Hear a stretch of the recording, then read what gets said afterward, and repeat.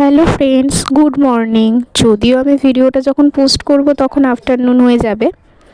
তো তোমরা বাইরেটা দেখতে পাচ্ছ যে কতটা কুয়াশা, এত ঠান্ডা। তো আজকে আমাদের বাড়িতে সরস্বতী পুজো।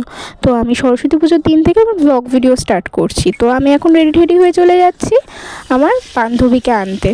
সকালবেলা স্নান টান করে বান্ধবীকে আনতে যাচ্ছি। তো তোমরা দেখতে থাকো, বান্ধবীর সাথে দেখা হলে তোমাদের সাথে আবার আসছি। তো এই যে আমার বান্ধবী চলে এসেছে।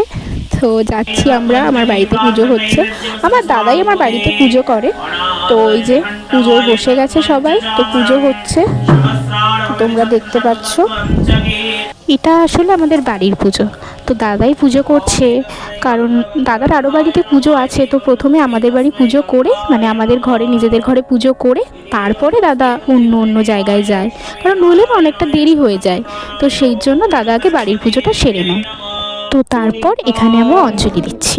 আর তোমরা কি একটা জিনিস খেয়াল করেছো, আমার দাদা মা সরস্বতীকে কি সুন্দর সাজিয়েছে, কি অপূর্ব দেখতে লাগছে না মাকে। আমার দাদা ছোটবেলা থেকে অনেক ঠাকুর ভক্ত, আর ঠাকুরকে বড্ড ভালোবাসে। আর সত্যি দাদা যখন পুজো করে সত্যি ঠাকুর বিরাজ করে, কি অপূর্ব লাগে দেখতে। তো এখানে আমাদের অঞ্জলি হচ্ছে, আর অঞ্জলি হয়ে যাওয়ার পর আমরা এখন প্রসাদ ভাগ করছি। প্রসাদ ভাগ হওয়ার পর এই যে আমি বসে পড়েছি, তোমরা দেখতে পাচ্ছ প্রসাদ নিয়ে। তো প্রসাদ খেতে তো একটা আলাদাই অনুভূতি, সত্যি কথা, টেস্ট যেন বেড়ে যায়।